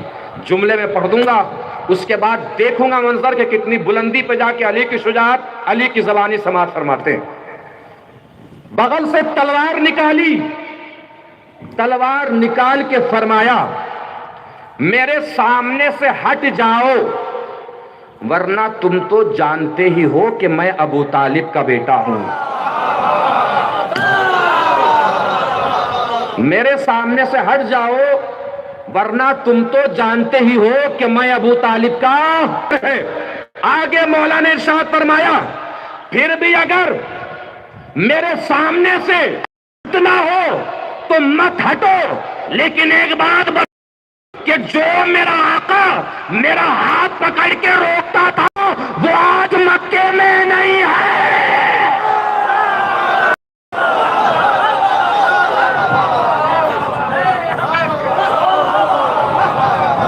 ایک صلوات پڑھیں مل جل کے بر محمد و آل محمد۔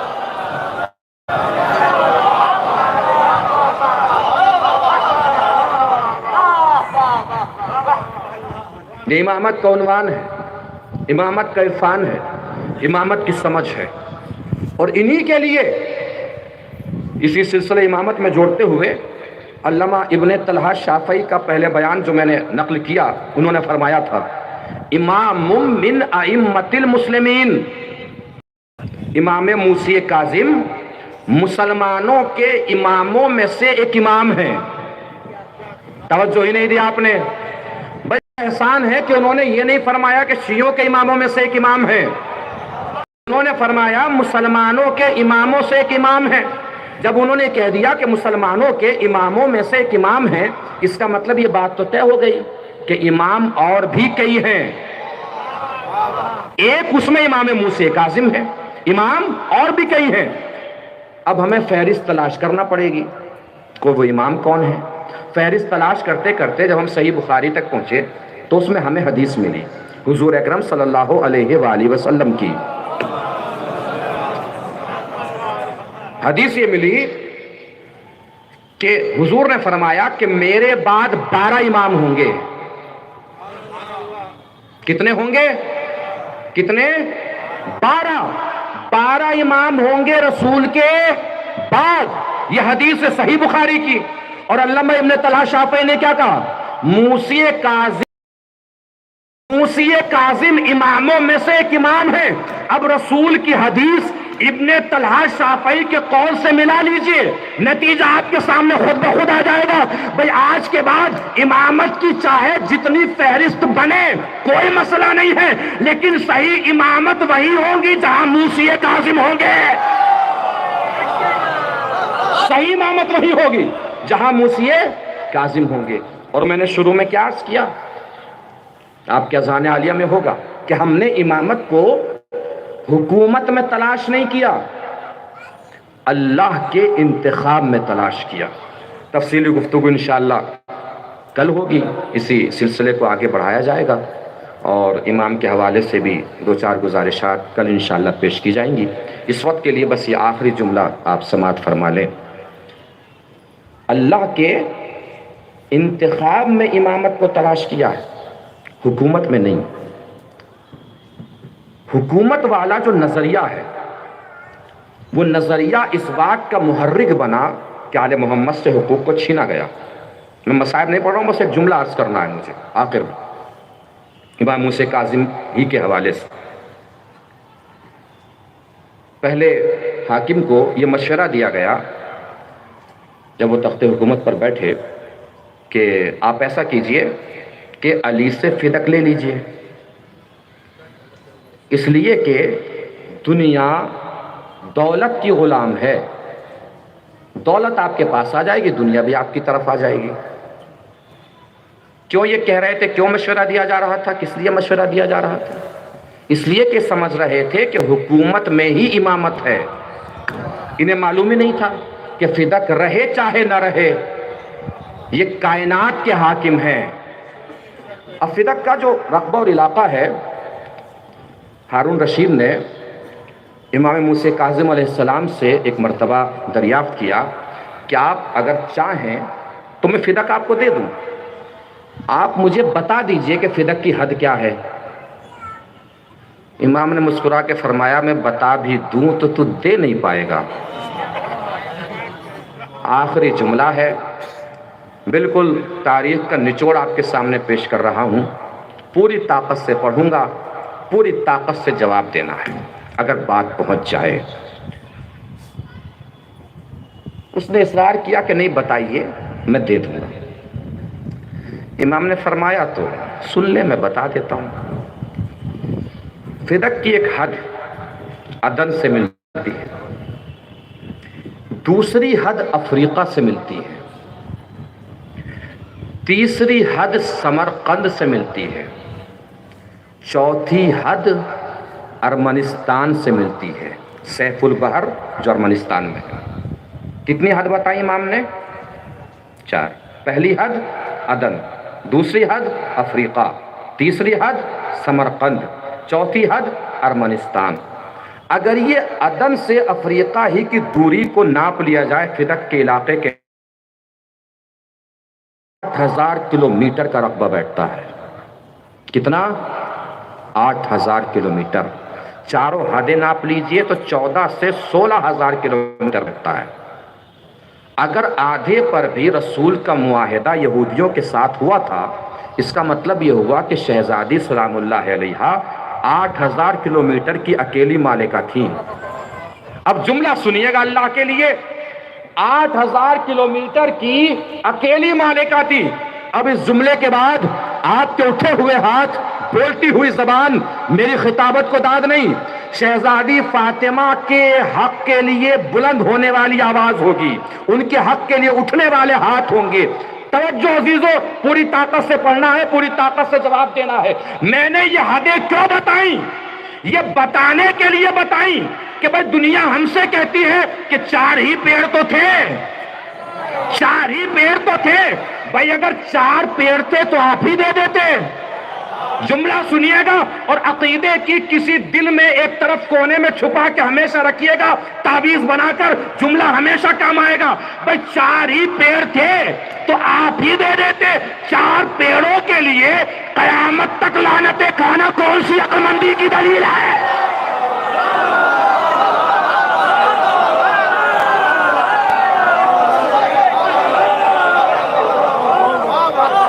ایک صلوات پڑھیں مل جل کے بر محمد و آل محمد سلامت رہیے. اور جب اس نے یہ سنا کہ یہ حد ہے فدق کی، تو اسی کے بعد آپ کی جان کے در پہ ہو گیا. بڑی مظلوم بے کس شخصیت ہے موسی قاسم علیہ السلام کی.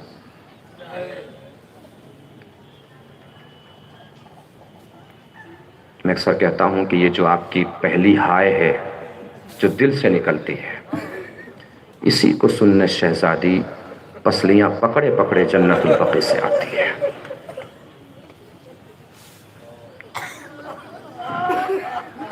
وقت بہت ہو چکا ہے، مجھے بہت طویل مصائب نہیں پڑھنے ہیں، بس 2 جملے مصائب. بڑی مظلوم شخصیت تھے آپ،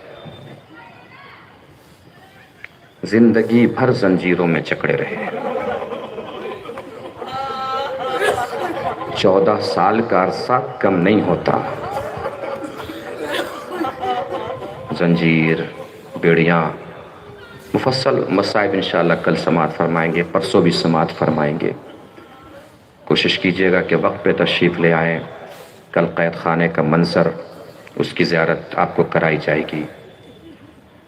پرسوں پل کا منظر، اس کی زیارت آپ کو کرائی جائے گی. ضرور تشریف لائیں، ضرور تشریف لائیں. دل نہ چاہ رہا ہو تو یہی سوچ کے تشریف لائیں کہ پل بغداد پر کوئی مظلومہ ماں انتظار کر رہی ہے کہ کوئی آئے اور میرے بیٹے کا جنازہ اٹھائے. یہی سوچ کے تشریف لے آئیے گا. اللہ آپ کی آوازوں پر رحمت نازل فرمائے. قید مسلسل، زنجیروں میں جکڑا ہوا بدن، پیروں میں اتنی وزنی زنجیر تھی کہ امام پیر زمین سے اٹھا نہیں پاتے تھے.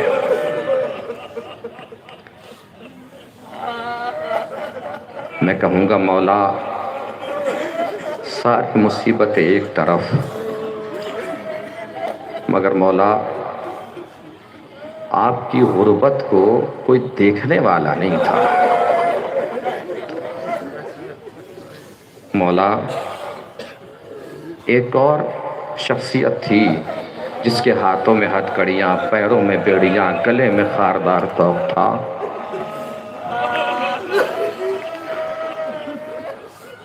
مگر اس کے لیے زنجیر کا وزن بھاری نہیں تھا.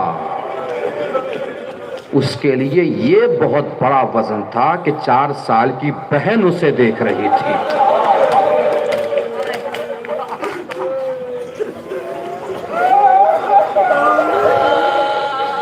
ہاتھوں میں ہتھکڑیاں سجاد کے، پیروں میں بیڑیاں سجاد کے، گلے میں خاردار طوق سجاد کے.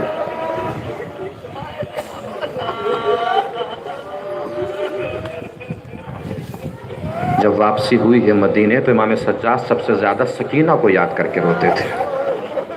وضو کا پانی بھی دیکھتے تو رونے لگتے ہیں. کسی نے پوچھا مولا یہ تو وضو کا پانی ہے، اسے دیکھ کے کیوں رو رہے ہیں؟ کہ بس اتنا ہی پانی ہوگا جو میری بہن سکینہ نے کربلا سے شام تک پیا ہوگا. کہ مولا سکینہ کو پانی ملتا نہیں تھا؟ کہ ملتا تو تھا. تو سکینہ کرتی کیا تھی؟ کہ میرے ہاتھوں میں ہتھکڑیاں، پیروں میں بیڑیاں، گلے میں خاردار طوق. لوہے کی گرمی جب بڑھتی تھی تو لوہا گوشت کو کاٹ کے ہڈیوں میں گڑنے لگتا تھا. جب سکینہ کو پانی ملتا تھا، سکینہ پانی سے بھرا کوزہ لے کر میرے پاس آتی تھی.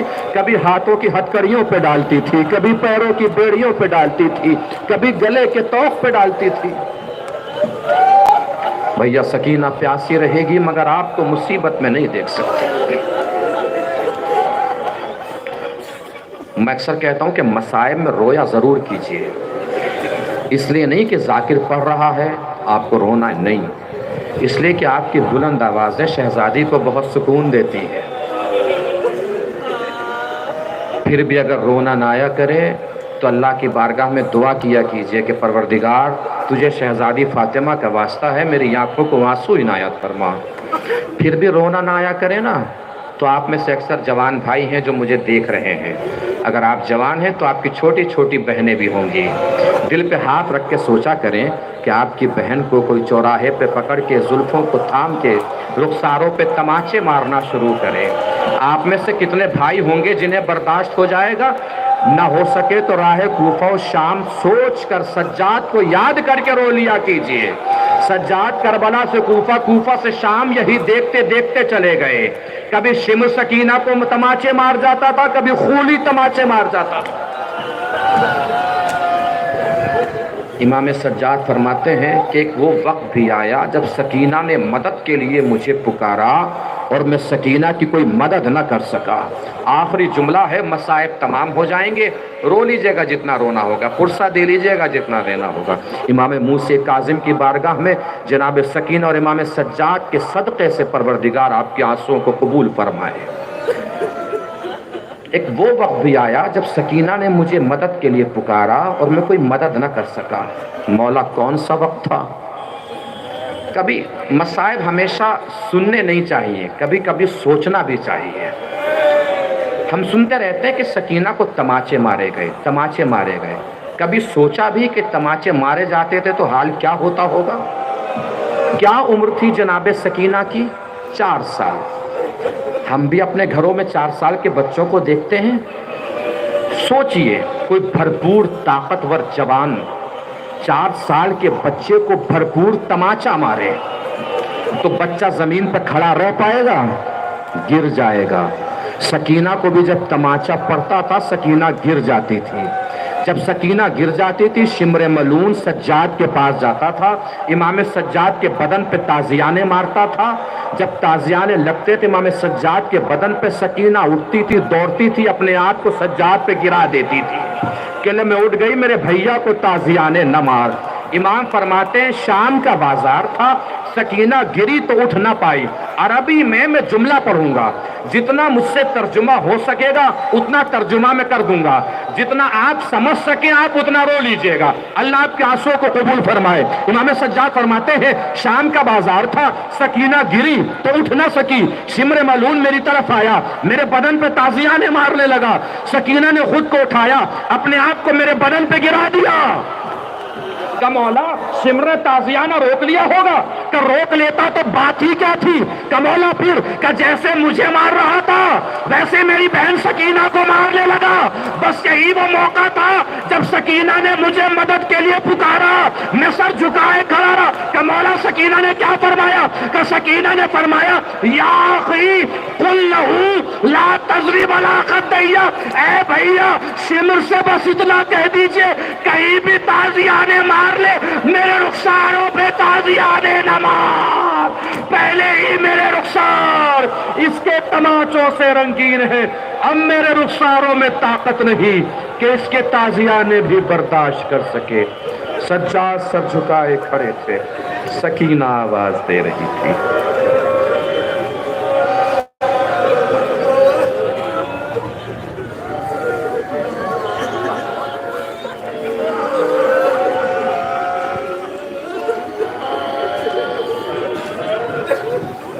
الا لعنت اللہ علی القوم الظالمین سیعلم الذین ظلموا ای منقلب ینقلبون.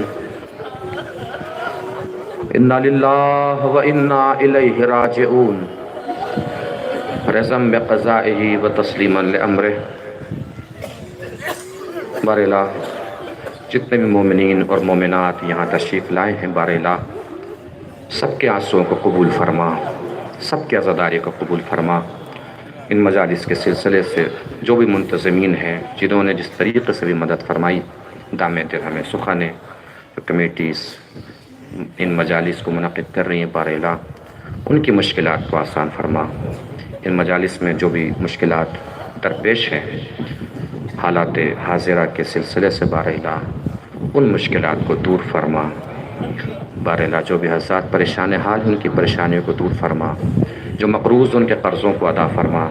جو بغیر کسی خطا کے مقید ہے انہیں قید سے رہائی دلا، جو بیمار ہے انہیں شفائے کاملہ و واجلہ عنایت فرما، پرچم اسلام کو سربلند فرما، پرچم کفر و نفاق کو سرنگو فرما، مقامات مقدسہ کی حفاظت فرما، علماء کرام کی حفاظت فرما، مراج کرام کی حفاظت فرما، امام آخر کے ظہور میں تعجیل فرما، اور ہم سب کو اس قابل بنا کے بعد ظہور ہم امام کے انصار و اعوان میں شریک ہو سکیں۔ ماتم حسین۔